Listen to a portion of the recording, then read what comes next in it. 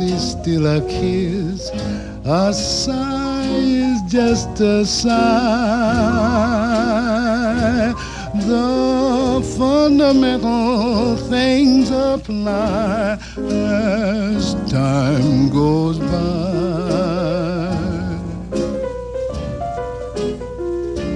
And when two lovers woo, they still say I love you.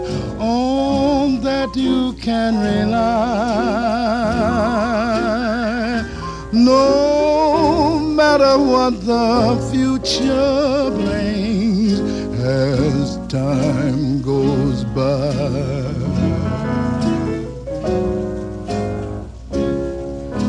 Moonlight and love songs are never out of date. Hearts full of passion, jealousy and hate. Woman needs man, and man must have his mate that no one can deny. It's still the same old story. Las películas que hago no dan las respuestas, hacen las preguntas. Alejandro Amenábar. Hola, buenas tardes. Estamos de nuevo en Según Pasan los Años, otra vez con un menú repleto de buen cine. Hoy estamos grabando justamente en el Día del Cine Argentino, en el día en que comenzó el cine argentino, allá por 1909, de la mano de Mario Gallo, y hoy tenemos un invitado especial, un periodista, un crítico, un profesor universitario de periodismo, un tremendo voyeur del cine, un espectador increíble y que recuerdo que pasaba por mis aulas cuando yo proyectaba cine allá lejos y del tiempo, en las aulas de LEMAC. Y bueno, muchos recuerdos, y justamente lo tenemos de vuelta con nosotros, porque además Gustavo es poeta, es un artista, y tiene una mirada artística y crítica del cine, y profunda, sobre todo profunda. Así que vamos a iniciar esta charla en este día martes, que justamente estamos grabando, para el día sábado por la tarde. Y bueno, buenas tardes, Gustavo, buenas tardes, Martín y Ricardo, que siempre son nuestros colegas de la audición, y bienvenido, Gustavo Doracio, a nuestra mesa de cine, a nuestra moviola. Qué lindo. Buenas tardes. Bueno, buenas tardes, Ileana. Gracias por la presentación. Gracias, Martín, Ricardo. Sí, es un poco un volver a Caseros 3 de febrero con este programa, Según Pasan los Años, y hacer alguna actividad junto a colegas que quiero mucho. Muchas gracias. Sí. Estoy para responder lo que quieran. Sí, justamente mucho para preguntarte, sobre todo porque lo que estamos haciendo Martín, Ricardo y yo en este espacio es un poco crítica de cine, es hacer cine desde la mirada del espectador. Algunos de nosotros, varios de nosotros, somos un poco realizadores también, y queremos aprovechar este espacio también para hacer un poco también de crítica, y también para transmitir los elementos del cine para que el espectador tenga más herramientas para justamente conocer más a fondo este arte tan completo y tan precioso que es el séptimo arte. Y si tienen ganas para empezar la charla, una pregunta sencillita, Gustavo y Martín y Liliana, vamos con el cine como expresión del arte. ¿Qué es el cine? ¿Es el espacio? ¿Es lo social? ¿Es la tecnología? ¿Es la mirada del director? ¿Cómo lo sentís a eso, Gustavo? Bueno, yo creo que ese tópico es universal y ya se ha transformado en un clásico, así que atemporal de análisis. Es una expresión también de la industria, no solo del arte, y ahí está la disyuntiva, arte o industria o las dos cosas. Y también yo creo que el cine como una expresión de ideas, de conceptos, ha sabido registrar momentos de la historia, ha creado ficciones, ha evolucionado tanto en más de 100 años de factura en el mundo entero. Así que yo creo que el cine sigue siendo fantástico como espacio no solo de trabajo y de creación, sino de regodeo del espectador. Uno recuerda incluso cómo el mismo cine se ha retratado a sí mismo en Cinema Paradiso o otras producciones. La última de Spielberg, Los Fabelman, realmente que retrata muy en serio qué es lo que pasa en una sala de proyección. Así que el cine, que ha sido industria, y no es solo la industria en Hollywood, nosotros hemos sido pioneros en Argentina y América del Sur, con México básicamente, pero Argentina supo exportar cine y hemos tenido aún hoy una gran presencia, no solo como industria que ha tenido también los altibajos que la economía y la política precisan lamentablemente, pero también hemos tenido momentos de gloria. Entonces, es el trabajo, es la creación y es por sobre todas las cosas la convocatoria al público para que entre en una sesión mágica en donde gracias a los avances de la tecnología y lo que fue la persistencia retiniana, saben los especialistas de lo que hablo, la ilusión óptica del movimiento. Pasamos entonces del cine mudo al sonoro y de la fotografía fija, Ileana sabe mucho de esto, por supuesto, a lo que provoca el cine cuando en sala y a oscuras uno se sumerge en una historia y en las imágenes. Yo creo que ninguna plataforma, ningún sofá muy cómodo puede suplantar, reemplazar a la magia de la sala de proyección. Y entonces, ahora le vamos a dar paso a Martín, que va a hacer una gran pregunta, sobre todo por este avance tecnológico que nos permite en las salas de cine oír el sonido y ver la imagen en su plenitud. Un poquito una pregunta intermedia, y quisiera saber en qué avanzó lo digital con relación al fílmico o en qué hay retroceso con relación a la imagen del fílmico. ¿Cómo? A ver, precisame un poquito más. Y se te escucha muy bajito, Ileana. Sí, ¿en qué avanza el cine digital y en qué retrocede en cuanto al fílmico, en cuanto a unas expresiones que nosotros podemos conocer porque tenemos canas? O sea, ¿en qué avanza lo digital y en qué retrocede? Claro. Te entendí. Mira, yo ahí me pongo casi en la postura de Martin Scorsese, digamos, en donde yo puedo entender todo lo que es abandonar la faz artesanal, y no es solo la industria entonces y las multiplataformas y los efectos especiales, y hacer cine digital es muy diferente a el fílmico.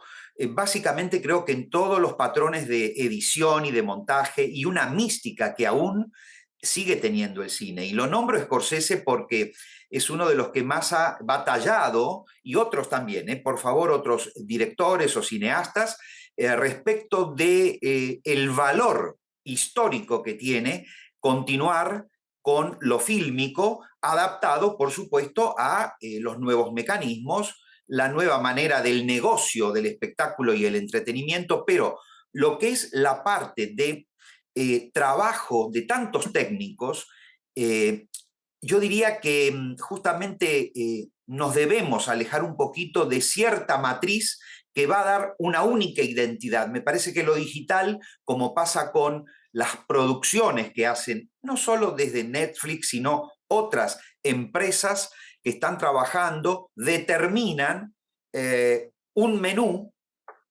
y no se da paso tal vez tanto al cine independiente, de autor, ideas más originales o jugadas, y ahí comienza a haber como una relación distinta con el espectador. Lo que ocurre es que los nuevos públicos no responden a lo que el mercado era 40 o 50 años atrás. Hay que reeducar y educar al espectador. Muy bien, y bueno, a mí me interesa este punto que vamos a conversar un poquito más tarde, pero me gustaría seguir debatiendo sobre lo digital, si cabe cambia la mirada del espectador, eh, o si cambia la mirada del espectador con relación al fílmico. Parece que yo no estoy de acuerdo con esa idea de McLuhan, el medio es el mensaje, pero sí que dirime lo fílmico, la excelencia de la fotografía en fílmico, con lo digital también, es bastante parecido, pero a la vez es diferente, incluso con estos avances hacia el 8K, que está teniendo el cine digital, una imagen tan hiperrealista, que a lo mejor me deja un poquito muda, me aplana la pantalla al máximo. A mí, yo que Te también comprendo, dibujo, sí, sí, sí, sí. Te me gustaría comprendo. Igualmente creo que, mira, Ileana, más allá de toda esta matriz que señalás sobre los resortes estrictamente tecnológicos, yo creo que bien vale tomar en cuenta desde esta, digamos, huelga de los guionistas en Hollywood, y tomaría la última película ganadora del Oscar, Todo en todas partes al mismo tiempo, en donde justamente hay como una convergencia. Vale el guión y yo puedo hacer un cine muy exigido y actualizado en todo lo que es tecnología y usos de efectos especiales y el trabajo en lo digital, con toda la parafernalia de este siglo XXI, pero sin abandonar lo más importante, que es contar una historia. Entonces, vale el guionista, vale el trabajo de narración, de relato, ¿qué cuento? ¿Y cómo lo muestro? Claro, claro que sí, que tengo que presentar y pensar, ¿sí?, en públicos que hoy están acostumbrados al cómic, al aceleramiento, a otros tiempos, viste, el fuera de cámara o los tiempos muertos. Es muy difícil sostener, digamos, la textura de Ingmar Bergman, por ejemplo, o los planos secuencias, la morosidad del cine francés, de la Nouvelle Vague. Pero, en fin, yo creo que sin desdeñar entonces todas las temáticas nuevas y las posibilidades tecnológicas, y te nombro todo en todas partes al mismo tiempo, porque si bien es un cine que estalla en la pantalla por la edición, por la luz, por la dinámica de las escenas, el cruce de los diálogos y las situaciones que plantea hace a un guión, a un trabajo que respeta lo que cuenta y lo que narra. Entonces, a mí como espectador eso me conmueve o no, pero no es que solamente me apabulla lo audiovisual, sino que me están contando una historia. Yo en realidad quería ir hacia los aspectos más de Gustavo D'Horacio, ¿no? Porque hay dos vertientes muy disímiles que van en la persona. Una de ellas, por ejemplo, es Gustavo D'Horacio es una persona de radio, es un tipo que no permite los silencios, como estamos acostumbrados muchos de nosotros, que tiene que haber una sucesión de cosas como para que no haya tiempos muertos, pero a la vez es un amante y un cultor de la poesía, que requiere justamente de todo lo contrario, ¿no? Esos espacios como para pensar, como para redefinir y demás. Y en ese sentido entiendo que tiene que haber como, digamos, un equilibrio bastante logrado.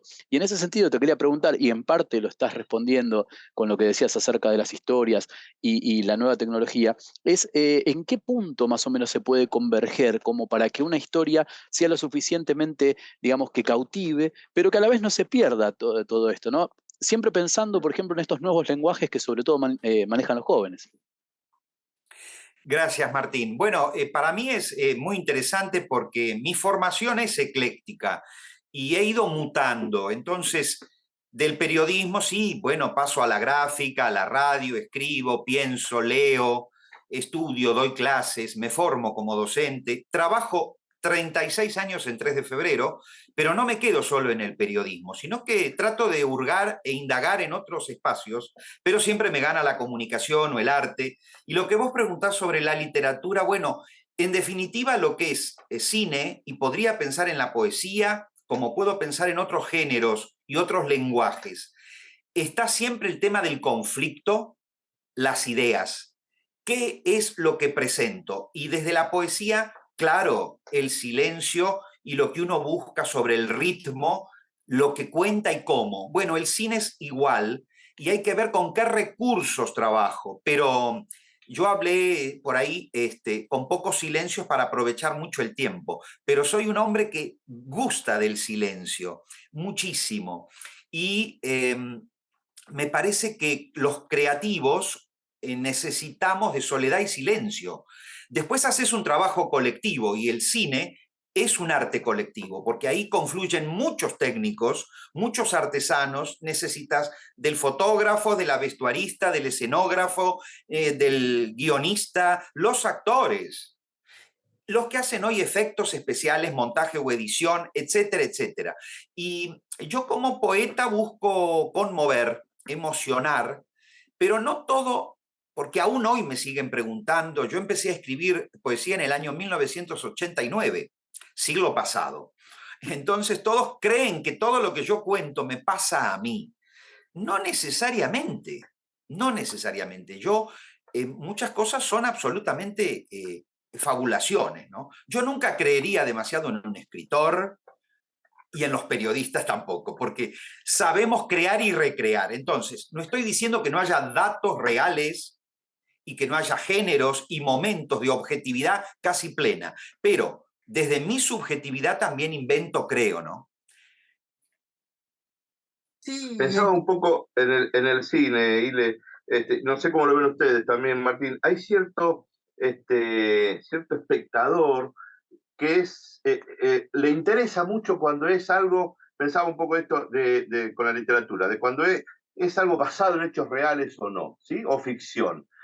Uno puede contar una historia de amor entre extraterrestres, pero también puede, no sé, interpretar o reinterpretar algún hecho sucedido en la vida real de otro modo para contar tu historia. ¿Cómo lo ves a eso, Gustavo? Mirá, yo creo que, a ver, ya al trasladarse un hecho basado en situaciones reales, verificables, comprobables, igualmente esa convergencia de lenguajes y traslación, siempre hay una nueva manera de contar y de relatar. Nosotros mismos, con nuestras historias, creemos que tenemos como la memoria ajustadísima. No, no. Es un relato de lo que vivimos y tal vez ese relato va cambiando con el paso del tiempo. Viste que siempre hay un integrante en la familia o del grupo de amigos que cuenta la misma historia y le agrega detalles, entonces la recrea. Y aunque una película como Argentina 1985 se base en hechos comprobables, no deja de ser una ficción por la manera en que ya se muestra una situación, es trasera, no es trasera, es un actor, los diálogos que ponen, las miradas, cómo conmuevo con el personaje de Norman Brisky, es decir, busco o elijo a ver qué ve desde la vidriera y la pizzería, es decir, estoy cambiando posiblemente el punto de vista, aunque yo relato el juicio a las juntas, pero no necesariamente eso es un trabajo absolutamente fiel como el historiador que recopila documentos para comprobar y probar, ¿no? No hay que olvidarse que es una expresión artística y de comunicación, ¿no? sí, justamente los escenarios que justamente se tocaron en la película fueron los mismos al ayer, pero cambia el contexto, cambia el panorama, y sí, nosotros tenemos un grado de mímesis, como se dice en teoría literaria, con relación a la verdad, que el cine trata de reconstruir, porque es imagen y sonido. Y vos como espectador de todas estas historias, tanto ficcionales como verídicas, como recreación de casos históricos, y además el aporte de la mirada subjetiva del director, del guionista. ¿Cómo ves este cine actual tan volcado justamente a crear biopics sobre justamente cosas que la gente vivió, biopics sobre casos muy sonados, biopics sobre personajes muy reconocidos? ¿Cómo ves esta tendencia del cine a rescatar imágenes de la historia? Bueno, Ileana, vos sabés que yo como espectador, primero fui espectador como lector, no era escritor, ni tampoco era periodista o no había estudiado crítica de cine. A ver, como espectador, a mí el cine me fascinó desde siempre, porque yo me eduqué con Víctor Iturralde y su Cine Club Infantil en televisión. Y yo quería ver cine en sala y solo lo pedí hasta que me llevaron a ver algunas películas. Después empecé a elegir yo, ya en cuarto grado, cuando estaba en la primaria, me iba solo al Cine Gran Ituzaingó y ahí me pude ver Juan Moreira, Nazareno, Cruz y el Lobo. Yo y Fabio, unidos. Vos sabés que yo admiro el cine de Leonardo Fabio. Ahora, lo que vos decís sobre los retratos, sí, me ha interesado como espectador, retratos documentalistas más ajustados a la historia real, pero soy un hombre que busca también la fantasía y ese lenguaje artístico, estético, que puede transmitir un mundo, trasladarme a un mundo que no es el que yo habito. Por eso entonces soy un fanático de Star Trek, de Guerra de las Galaxias, de la ficción, de, por ejemplo, El planeta de los simios, ese tipo de cine que está la aventura, está Julio Verne o está el planteo filosófico existencial, pero me llevó al espacio y entonces he viajado al centro de la Tierra, he podido conocer geografías que jamás pensé que tal vez en una pantalla gigante y a color yo iba a ver, porque vengo de la televisión en blanco y negro. Entonces, soy muy como de instalarme en el género, la época, y trato, cuando estoy trabajando, bueno, ejercito la profesión, pero si no, trato de ser un espectador lo más virgen posible. No me interesa que yo sea algunas cosas, porque si no, no las disfruto en todo caso. Soy exigente, pero también soy indulgente, porque entiendo todo lo que es una ópera prima, la necesidad de que los chicos y chicas jóvenes comiencen a dirigir. No quiero hacer yo la película que hizo el otro, no, debo respetar al director. Viste que la gente dice, ay, esta escena la hubiera hecho de esta forma. Bueno, hubieras hecho cine vos, entonces. Esa es la película que yo debo analizar.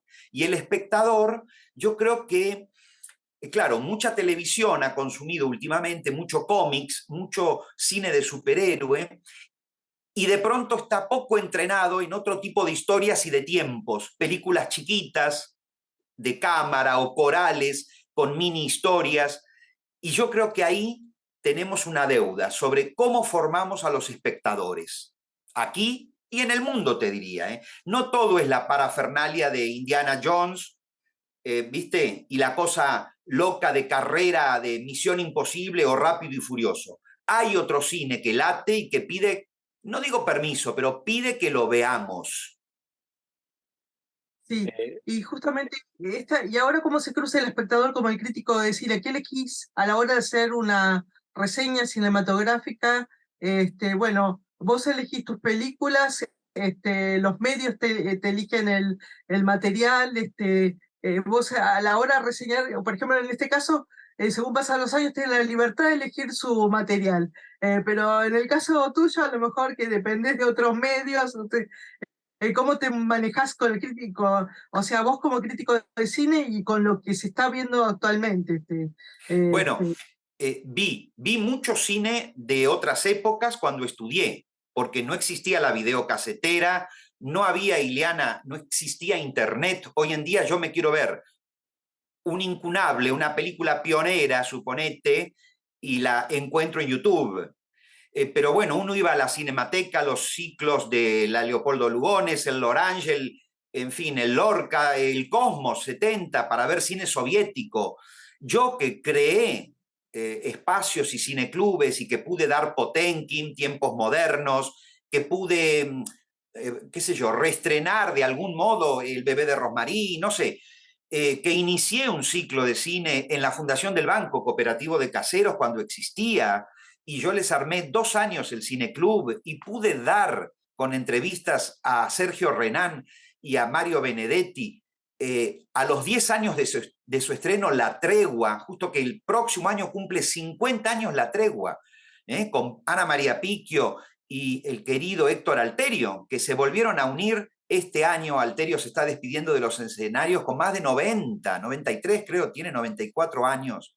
Quiere decir que todo ese cine traté de verlo, y después toda la actualidad, por supuesto. Te mencioné cine de acción, me gusta, por ejemplo, Ridley Scott me encanta porque yo soy fanático de Alien, pero también me meto en Sacrificio de Scorsese y me gusta Bergman y me gusta Woody Allen, y tengo acá en Argentina, yo soy muy del cine argentino, te nombré a Fabio, pero no puedo dejar de nombrar al gran Leopoldo Torre Nilsson. Y lo mismo diría con María Luisa Bember y todo lo que hizo y aportó, y desde ya Lucrecia Martel, que yo también te la nombré.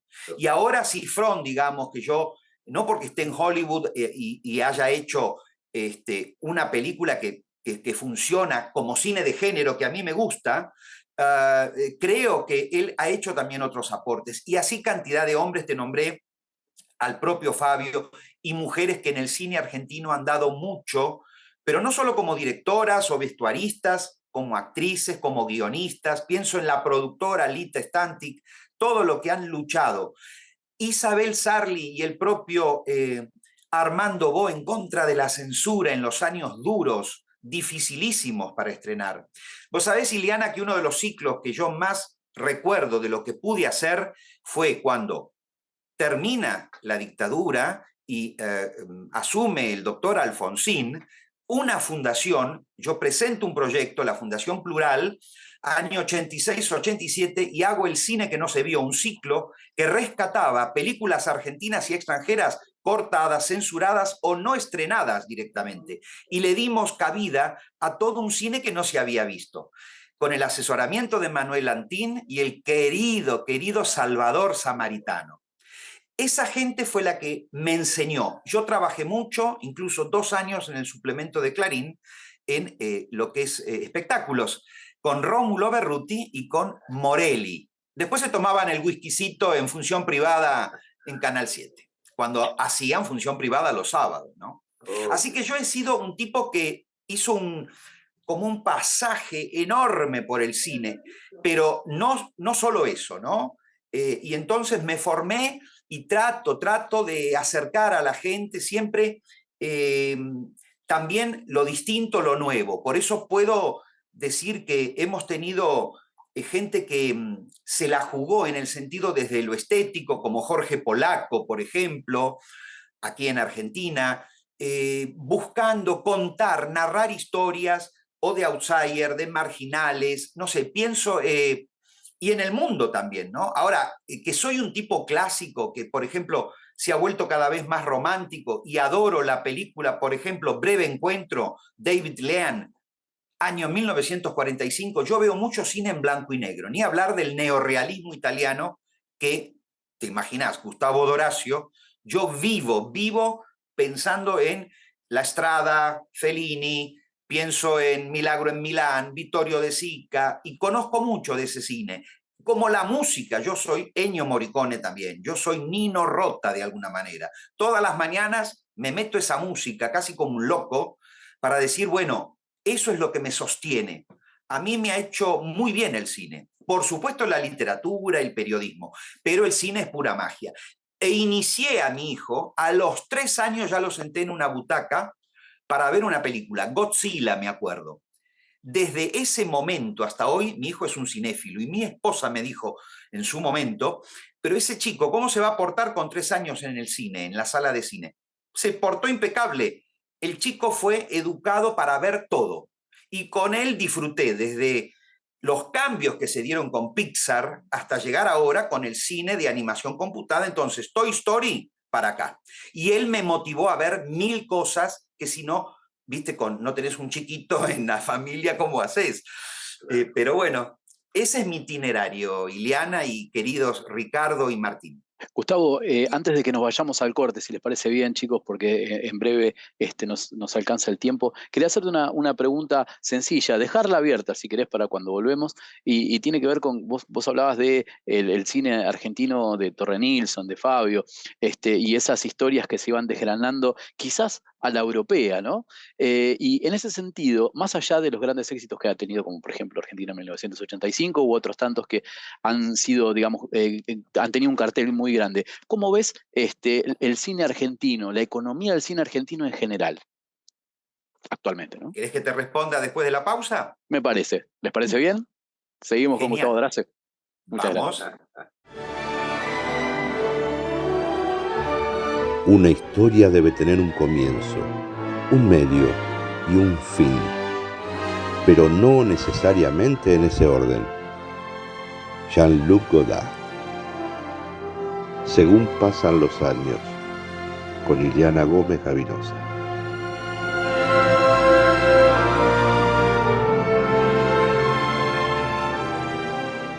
Estamos de vuelta en la segunda parte de nuestro queridísimo reportaje con nuestro estimadísimo Gustavo D'Horacio, que además es de nuestro terruño natal de Caseros. Bueno, yo soy un poco extranjera, pero a la vez adopté esa zona como mi segundo hogar, así que forma parte de mi ser. Y entonces seguimos con esta entrevista deliciosa a Gustavo D'Horacio, y Martín y Ricardo tenía preguntas para hacerle a Gustavo.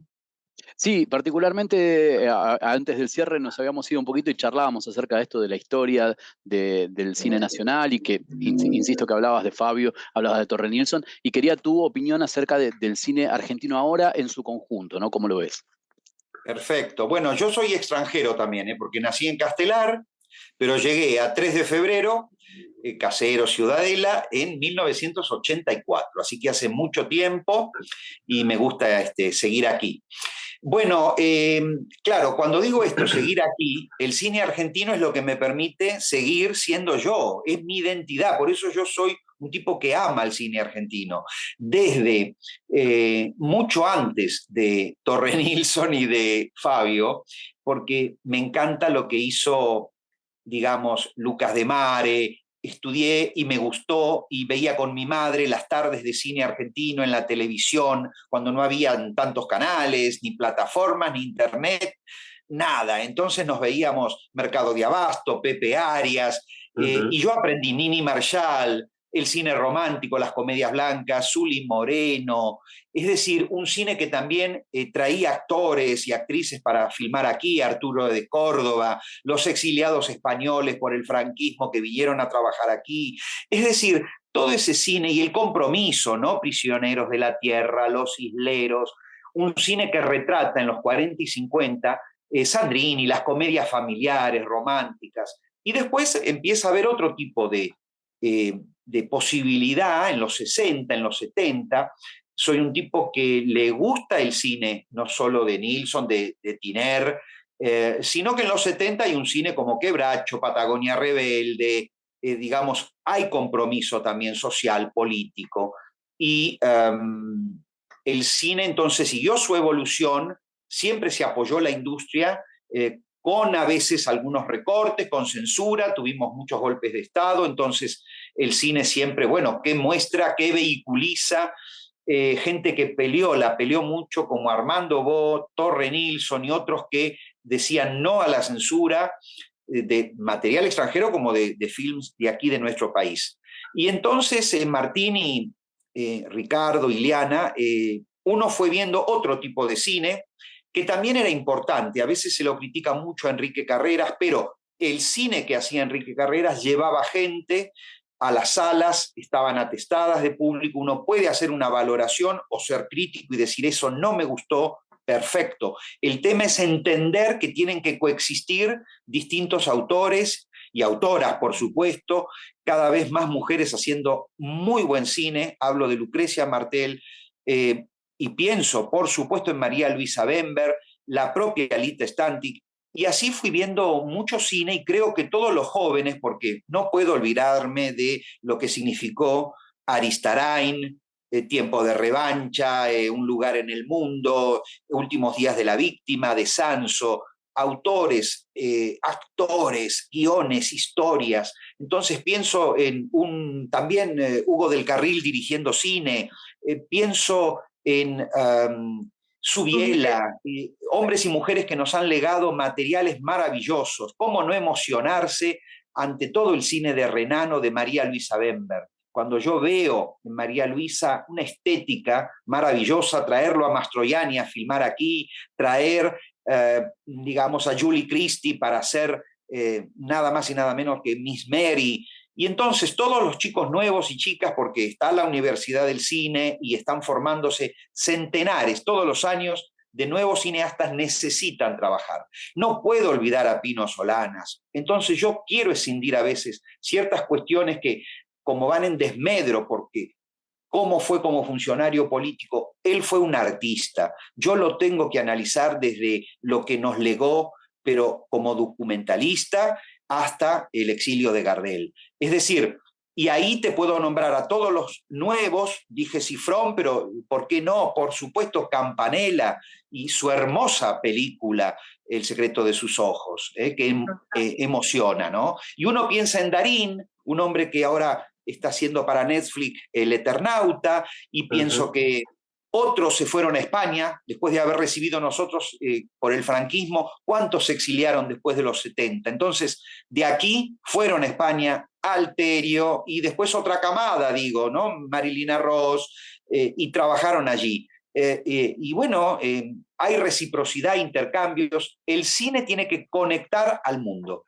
Y el cine argentino actual atraviesa dificultades como toda la economía y los bienes culturales, la generación, no la industria cultural. Pero filmamos mucho, hay mucho para rescatar siempre y otras cosas que no, pero también tienen que hacer el ejercicio los que empiezan a hacer sus primeras armas en el cine. Así que nada, yo soy fanático del cine argentino. Pero soy crítico también, hay cosas que me parecen horrendas y lo voy a decir, lo que pasa es que ahora no tiene sentido, pero cuando hago comentarios, si tengo que señalar lo que no me parece justo, lo hago. La ópera prima ahora de Julio Chávez con Marilú Marini es genial, es una película extraordinaria, pero que circuló poquitito. Mientras la miro, él y su madre, digamos, el rol de un hijo con la mamá que hace Marilú Marini. Tenemos actores y actrices de cine extraordinarias y los técnicos nuestros. No es que lo atamos con alambre. Aquí se ha hecho un cine muy potente, no es solo por los Oscars. Ya recibimos premios en Venecia, Cannes, Carlo Vivari, el Festival de Moscú. Es decir, nuestro cine se vio, se estrenó y se potenció toda una sociocultura nuestra. ¿Me entendés? Tenemos mucho para seguir haciendo. Sí, ¿cómo ves este vuelco? Una sola pregunta y dejo paso a Ricardo, que tiene 1000 preguntas, sobre todo por el cine argentino. ¿Cómo ves este vuelco de la gente joven en el cine argentino hacia el documentalismo, a esta explosión del cine documental? Me encanta.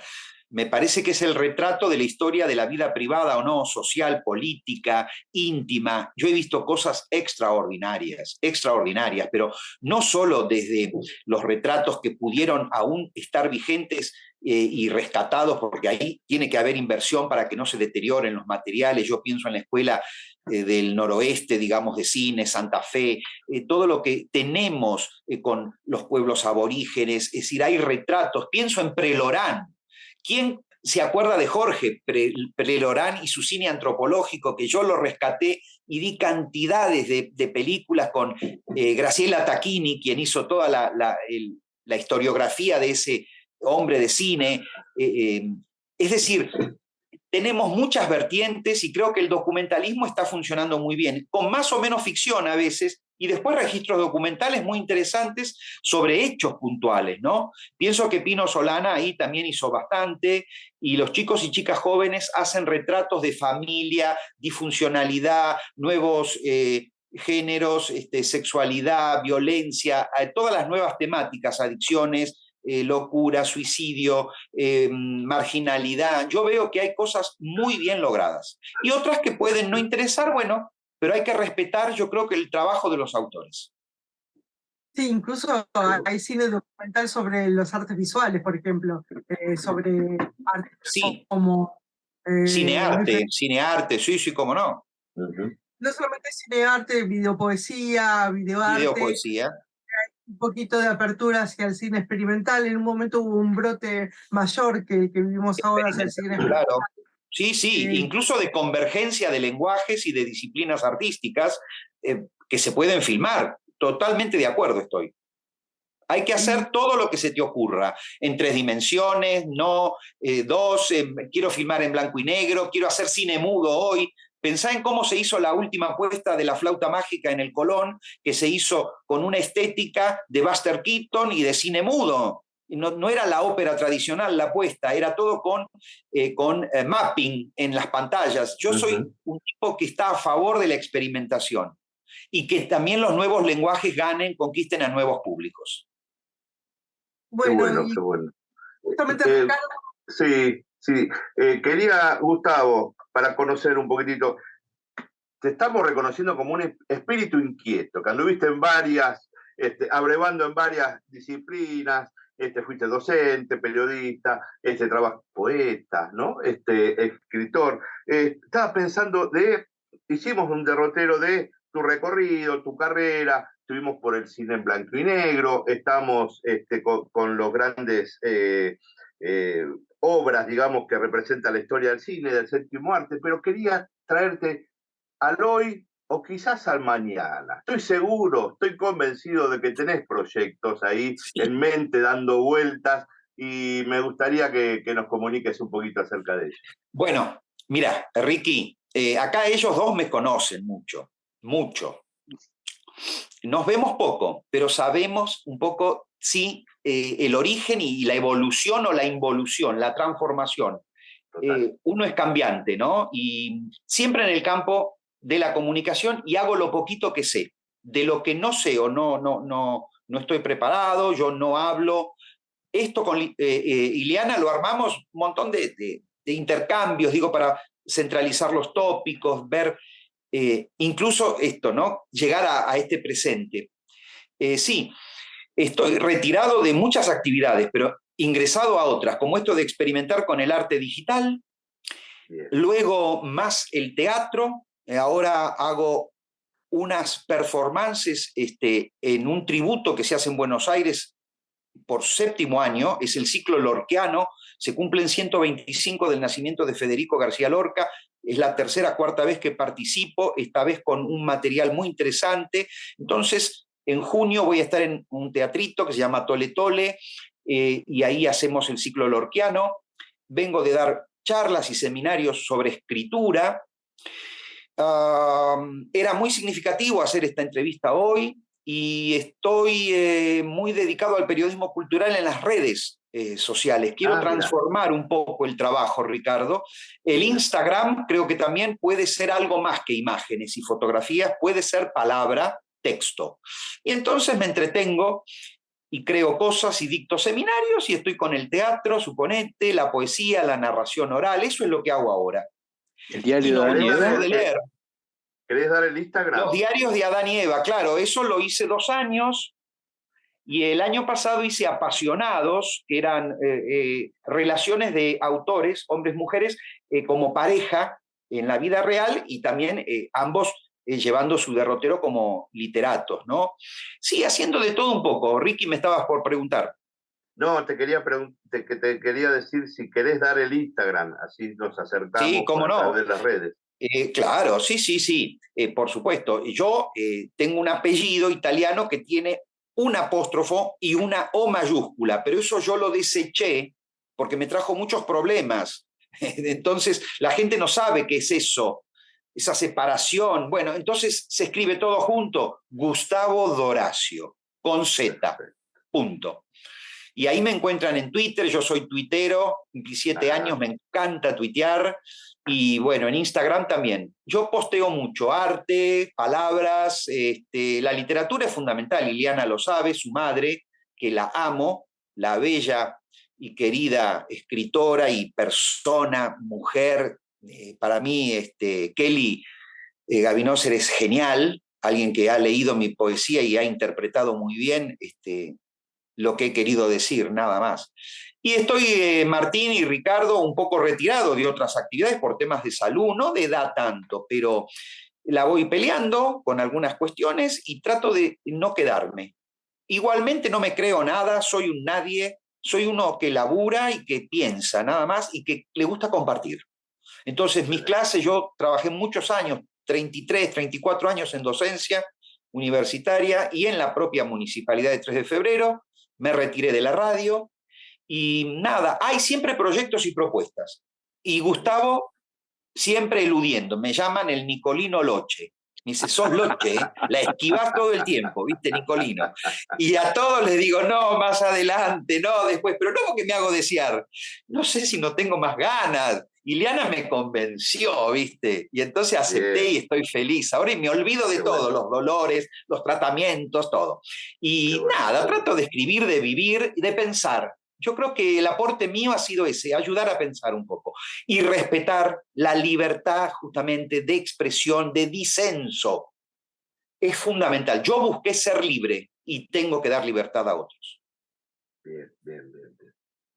Creo que esto amerita una segunda vuelta, una segunda parte, una tercera parte, que ya vamos a... ya nos dijo que de la primavera, durante la primavera, va a estar más, Sí, más con tiempo libre como para eso. justamente reportearlo con una segunda vez y con la esperanza de que el cine argentino, incluso a lo mejor podés decir unas palabras sobre eso que me interesa mucho, tu opinión, una vuelta al cine argentino a la televisión, a las plataformas, Ay, al sí, cine. por favor. Chicos, miren, es gratis. Vean Cinear. Veamos cine, están los espacios Inca, por muy poca guita en Caseros, en el Paramount, yo me voy siempre que puedo y me veo cine argentino, soy amigo de los acomodadores. Yo he sido siempre amigo de los acomodadores, porque Gustavo Horacio iba a ver películas raras, en funciones insólitas, no había nadie. Venía el acomodador y se sentaba al lado mío y me hacía amigo del acomodador. Una vez daban la película Exterminio, acá en Caseros, Paramount, y ahora Espacio Inca, que están en Morón, aquí en todas partes, o el Gomón, vean cine argentino. Pero acá en el Paramount, nuestro querido, que está hermoso ahora, daban después también una de Almodóvar, hablé con ella, y me acuerdo el acomodador, dijo, esta que es rara, esta película va a venir el peladito ese que viene solo a ver cine, y cuando fui me dice, sabía que ibas a venir vos, porque a este horario no viene nadie, no había nadie en la sala, así que mira, Ileana y chicos, yo creo que sí, mucho cine argentino para vernos retratados. ¿No estamos de acuerdo? Fenómeno. Igual creo que hay que ver las cosas para sostener un argumento, un comentario. En las redes sociales opinan todos, está muy bien, pero no se puede confundir el comentario del público con una crítica especializada o periodismo profesional. Son dos cosas diferentes. Eso es lo que yo creo, ¿eh? Ahora, todos tienen derecho a escribir, a opinar, perfecto. Pero no se puede en 3 renglones decir esta película es una porquería porque no. No, no. Tengo que elaborar algo más. Tengo que sostener, argumentar, fundamentar un análisis y un porqué si algo no está bien resuelto, ¿no? Entonces, nada, cine argentino siempre que podamos.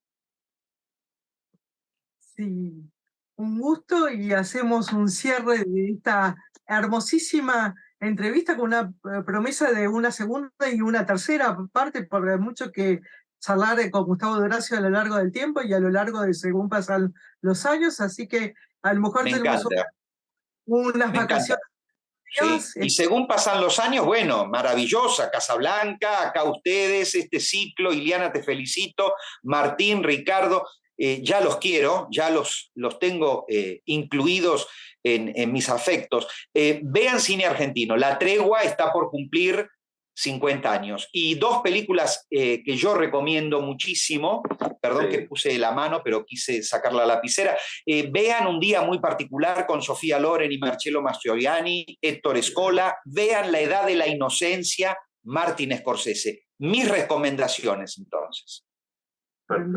Grandiosas películas, y Ricardo va a cerrar el bloque de hoy. Bueno. Con algún sobre esta deliciosa entrevista de hoy. nada, agradecerte, Gustavo, el espacio. El cariño empieza así, ¿no? Con las redes sociales a acercarnos de un modo diferente en nuestros hogares, quizás de un modo más íntimo, y hablando de los temas que nos interesan, que en este caso es el cine. Un placer esta charla, Gustavo. Seguimos para la primavera, dijimos, con las flores, con los pajaritos, con lo que venga, con lo que aparezca más adelante. Un placer. Con pelo, con bueno, el pelo verde, Ricardo. Ahí está, listo, promesa. Un fuerte abrazo. Gracias por el espacio. Cuídense, vean cine, gracias por esta nota que me ha servido más que el diclofenac y las inyecciones, todo. Las películas que hago no dan las respuestas, hacen las preguntas. Alejandro Amenábar. Según pasan los años, con Iliana Gómez Gavinosa.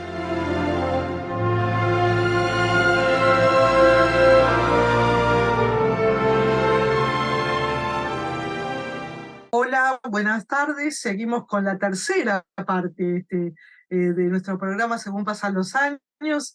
Un programa que empezó increíble, homenajeando el cine argentino en su día muy especial, porque es un aniversario del primer cortometraje que hizo Mario Gallo allá por 1909, que hizo varias películas cortas en esa época. Y bueno, hoy con una perla internacional, que va a dirigir la batuta hoy Ricardo Franco, y Martín tiene un especial increíble sobre la música de esta perla que va a anunciar Ricardo. Bueno, genial, gracias.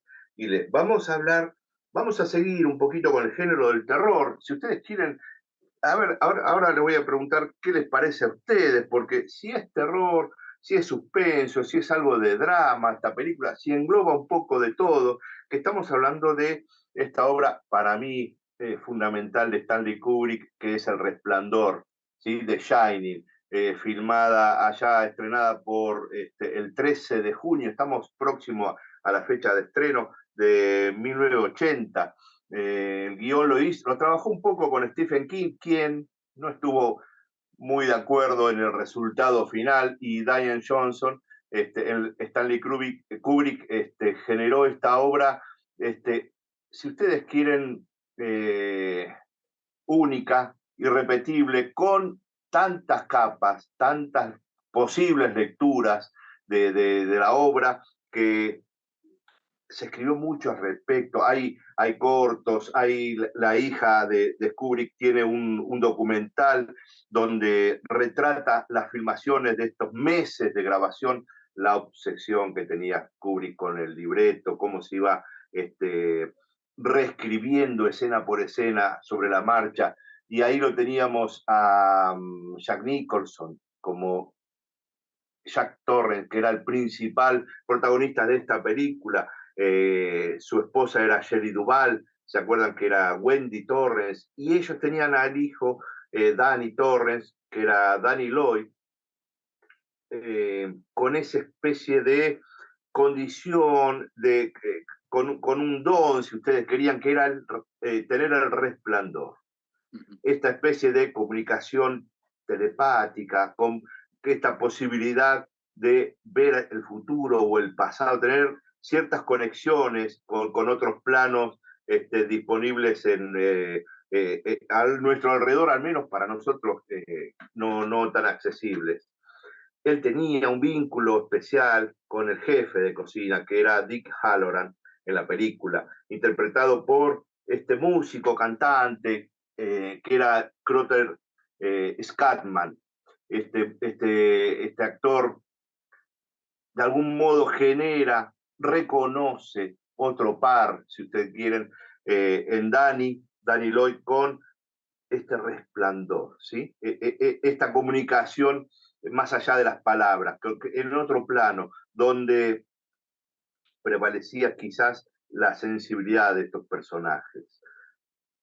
El argumento, si ustedes quieren, es bastante sencillo en cuanto a es una familia contratada para cuidar, en realidad, a Jack Torrance lo contratan para ser el cuidador de un hotel que va a quedar deshabitado durante el invierno. Y tenés que hacer algunas tareitas con, la, con el mantenimiento, ¿sí? Con las calderas, revisar algunos tipos elementales de elementos del hotel y podés usar todo lo que quieras acá y ya vamos a volver en invierno, cuando pase el invierno, le decían. Ahora, muchacho, no sé qué nos pasaría a nosotros, ¿eh? Estar en un hotel, ¿se imaginan ustedes? Estar en un hotel aislados de todo alrededor del mundo, si queremos, porque lo que avecina, lo que aísla, es no solo la distancia, sino las tormentas de nieve que avecinan el invierno. Y ahí quedamos aislados, estas tres seres entre la inmensidad de lo que puede ser un hotel, los silencios, lo laberíntico que puede llegar a ser un hotel con las magnitudes que tenía el Overlook. ¿Cómo lo sienten ustedes? ¿Qué se imaginan en esa situación? ¿Cómo lo podrían haber pasado? Esa situación, perdón, dale, Demar, dale. Yo hablé mucho. Pensaba que se hablaba en algún momento del síndrome de Cabaña, ¿verdad? De esta sensación de el encierro a pesar de lo abierto. Y antes comenzaste preguntando si era una película de terror o de suspenso o de Sí. drama. Creo que es un poco de cada cosa, porque el sentido del paranormal que aparece por momentos sin la necesidad de que fuera demasiado, digamos, eso lo acerca mucho al género, pero probablemente un antecesor gigante y no sé si más logrado incluso a pesar de los efectos técnicos y lo subsecuente de, se me ocurre, Los Otros, por ejemplo, ¿no? Me parece una película que va para ese lado, ¿sí? No sé si es Claro. terror psicológico, pero es un avance constante y un cierre que quizás no se espera al comienzo de la película. ¿Y le? Sí, en líneas generales siempre se dice que el código de lo fantástico, del terror, tiene que ver con la presencia de lo sobrenatural, que ahora tienen esta película un condimento muy especial, porque es un encierro una prisión de tres personajes casi, pero una prisión con fantasmas que van a jugar un rol en especial y sobre todo la transformación psicológica del personaje principal que es Jack Nicholson, ¿no? Que es una transformación que ya casi desde el comienzo, desde que empiezan a estar en la casa, el escritor, que no es menor en detalle de que es un escritor, empieza a transformarse él en un ser ya casi sobrenatural por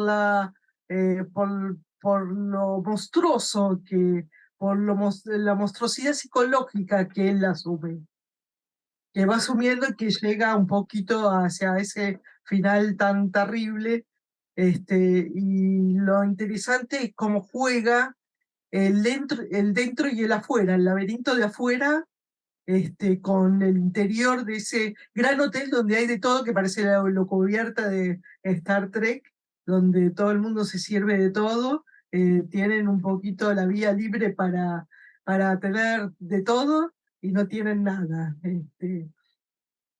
Total, como ese desborde, ¿no? De las inmensidades. Tenemos todas las habitaciones para elegir, toda la comida posible que hay acá en el depósito, todos los pasillos para recorrer, pero quizás nos excede eso, esa inmensidad nos empieza a apabullar, ¿no? Esa libertad absoluta y entramos en ese otro laberinto que puede ser que lo veíamos o puede ser más mental. Eso lo dejo a cada uno que lo vaya desarrollando. Sí existe esta cualidad que estábamos hablando de Jack Nicholson como escritor, pero recordemos que el personaje también era un docente que tuvo algún brote, digamos, violento con un alumno, por eso lo despidieron, y tuvo algún acercamiento con el alcoholismo y está llegando a esta etapa de tomar este trabajo con 5 meses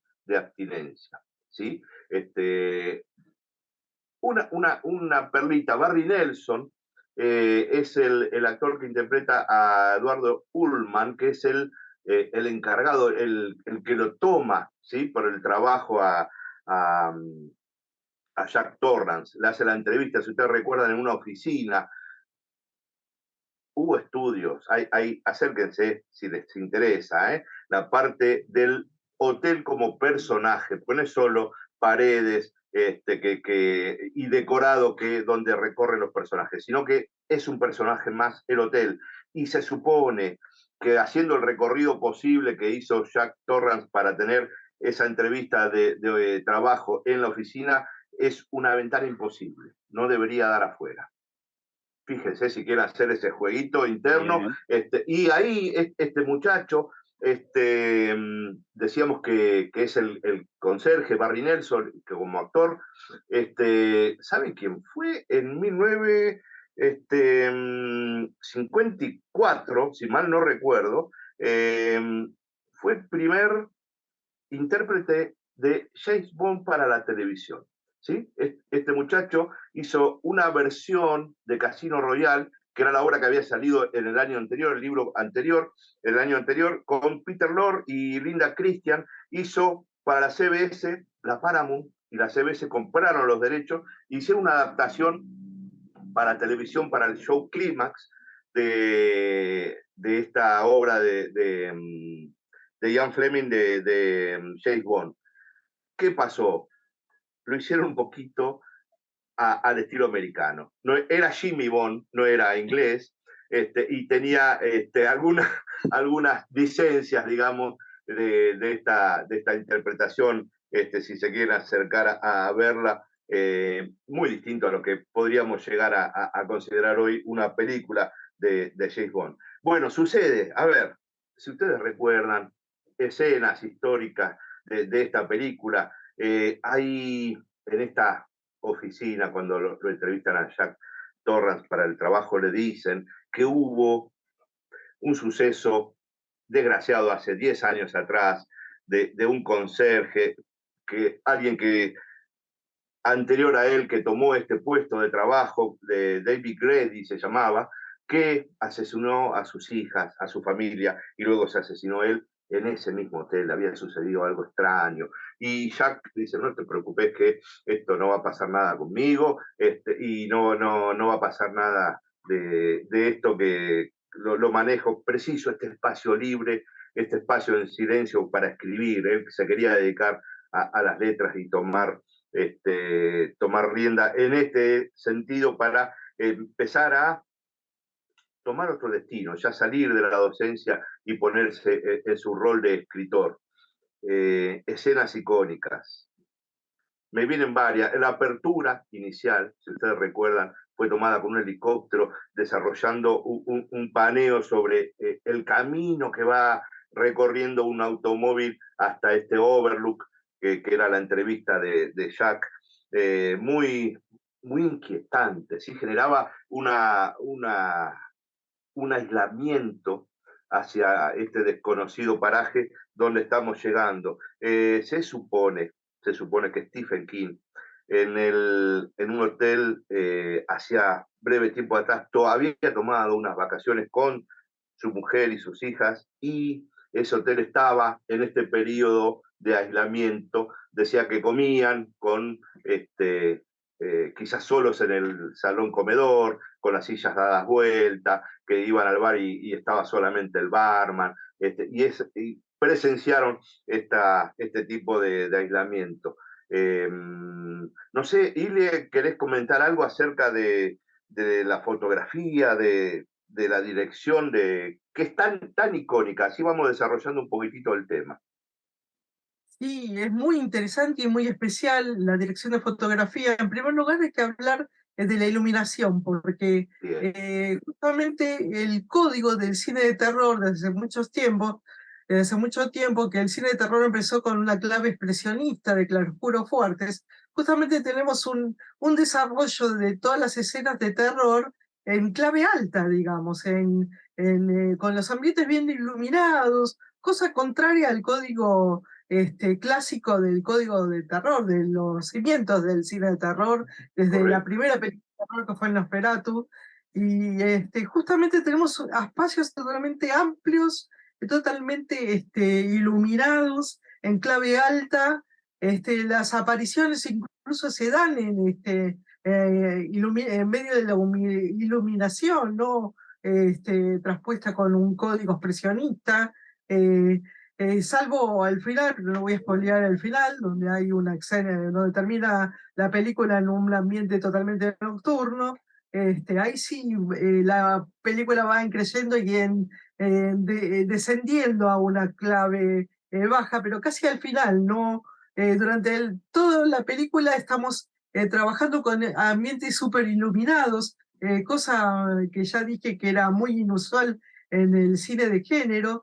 Y justamente lo que marca incluso el encuadre de las tomas son las simetrías, sobre todo esa escena icónica del niño en karting andando por todo el hotel, con ese juego de los rojos, y justamente poniendo una gota de color muy fuerte, muy saturada, en medio de una zona muy blanca, en una zona casi blanca, prácticamente blanca, por el grado alto de la iluminación. Y es muy interesante ese enfoque que le dio, novedoso, que le dio Stanley Kubrick, con el director de fotografía, a la película, que es ya un ícono del cine de terror, pero saliendo a lo inusual en cuanto a la recreación de la dirección de arte, a tomar esos espacios, ambientes tremendos que sí se veían en el cine expresionista anteriores, pero abriéndole cada vez más con unos granangulares. Fíjense que Gralangular tiene la mayor apertura de lente,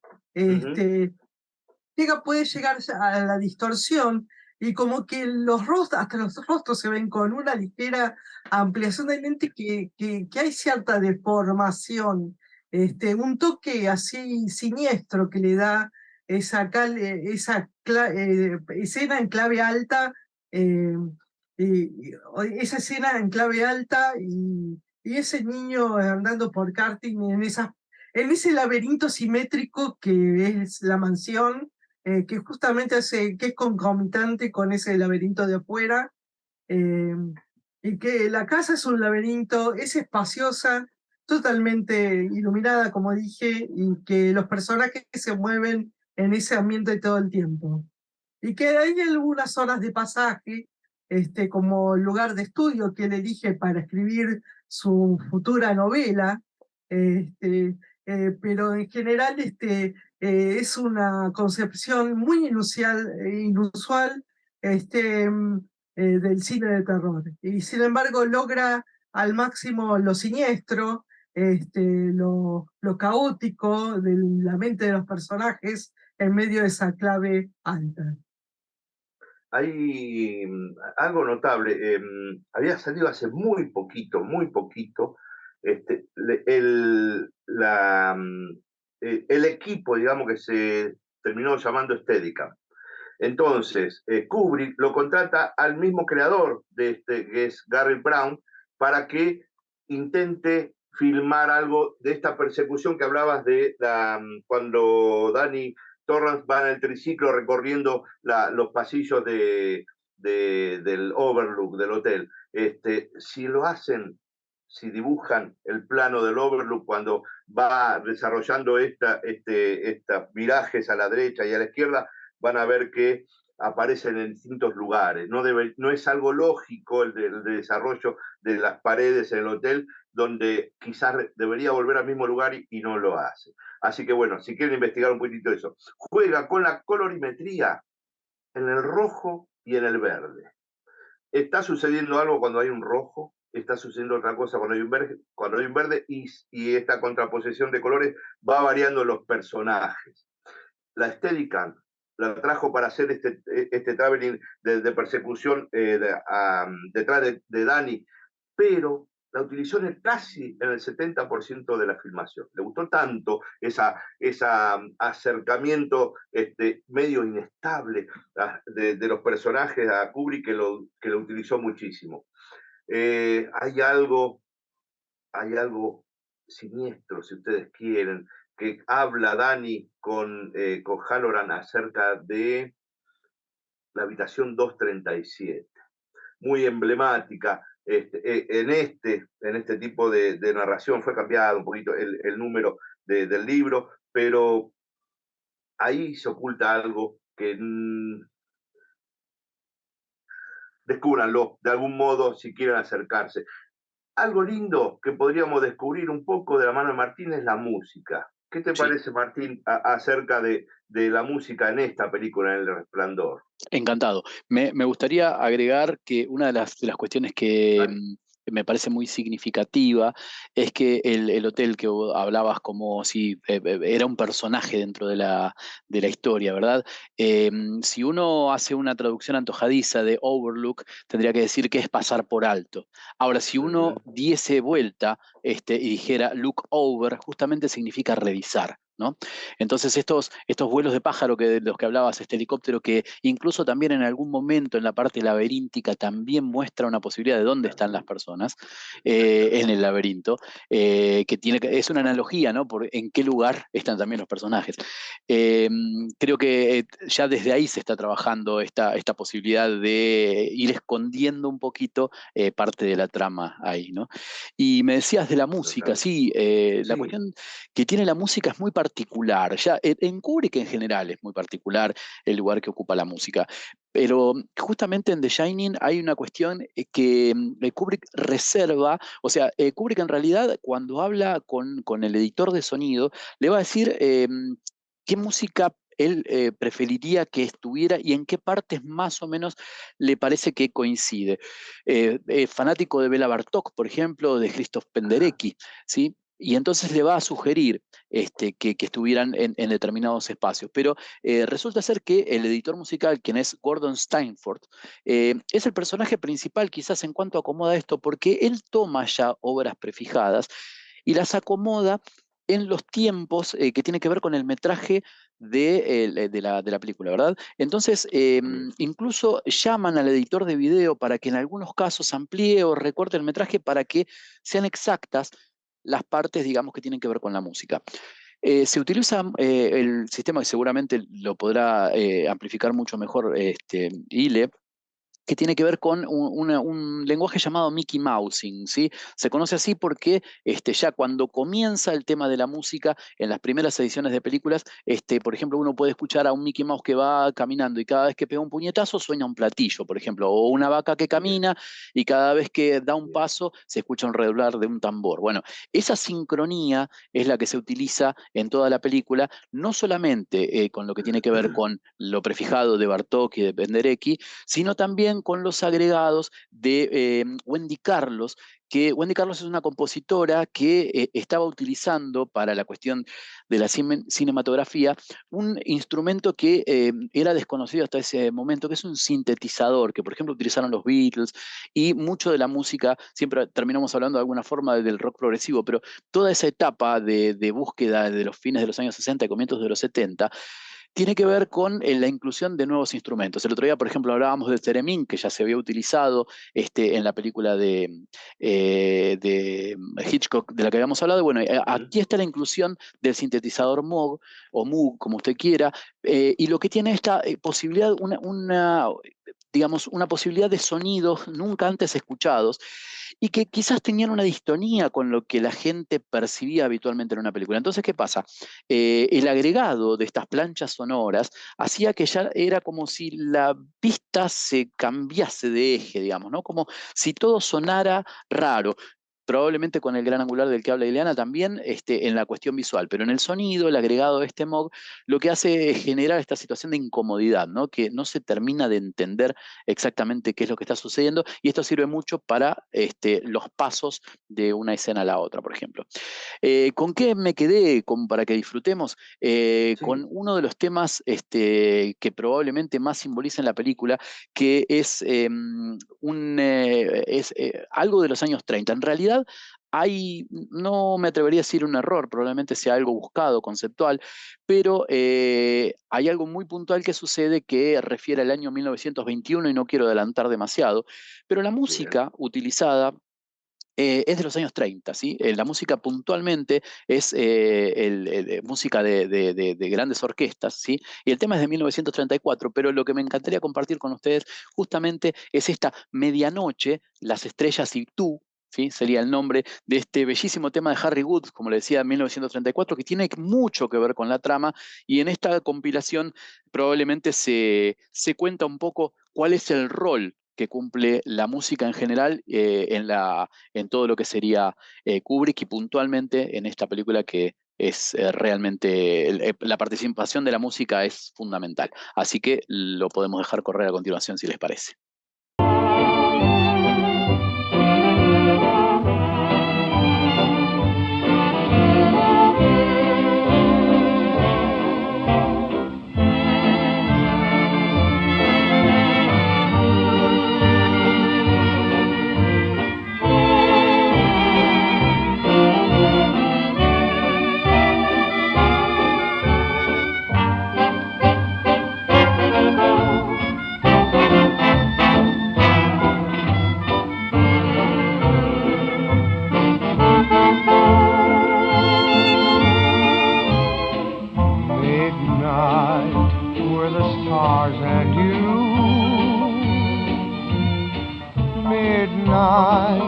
And a rendezvous.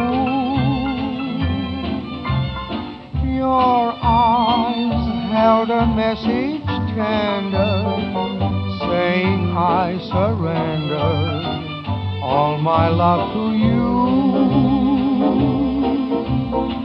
Midnight brought us sweet romance. I know for my whole life through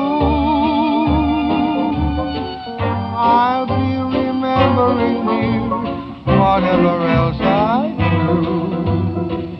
Midnight, where the stars and you.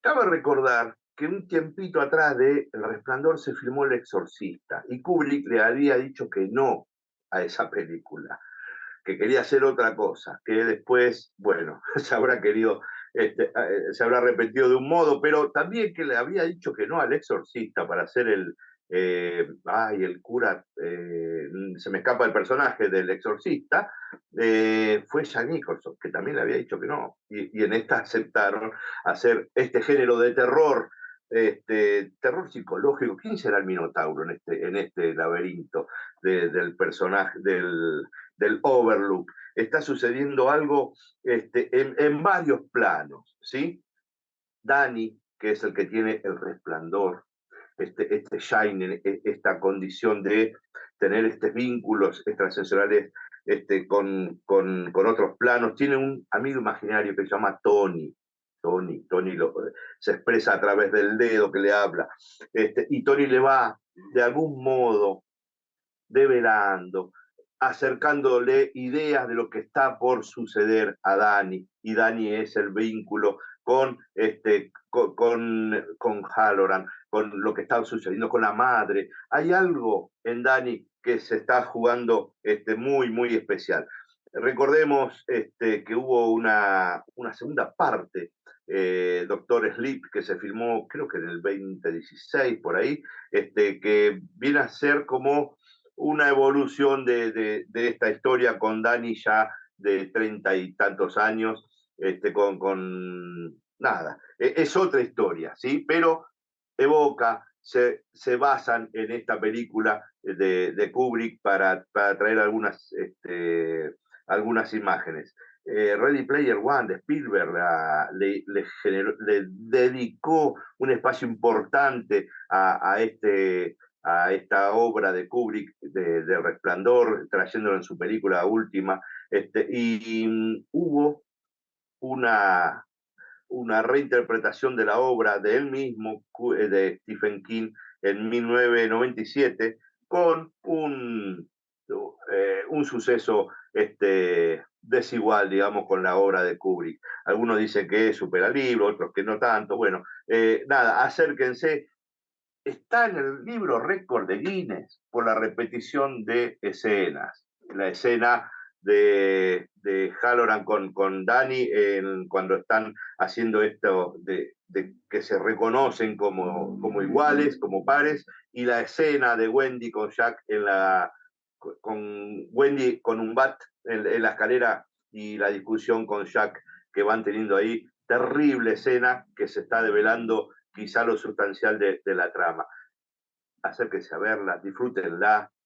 Si ustedes quieren, yo lo siento como un terror psicológico, como varios planos que se está haciendo, porque este hotel, el Overlook, está sobre un cementerio claro, de originarios de ahí, de la región. Sucedió varias batallas ahí, de otra expedición que llegó por el momento con diligencias.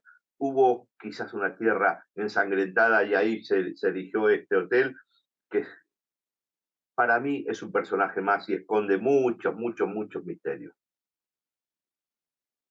Muy bien, y vamos a cerrar este episodio ya largo y sustancioso, de según pasan los años, con un poquito más de algunas imágenes de la película de Shining, y deseándoles una buena semana.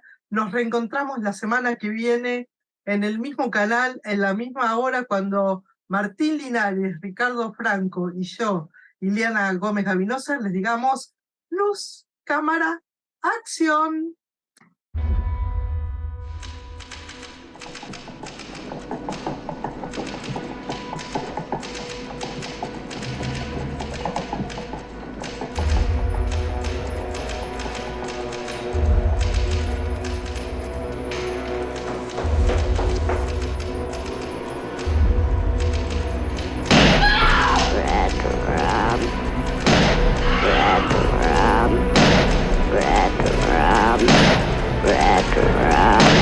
Here's Johnny! I'm coming down! Come and play with us.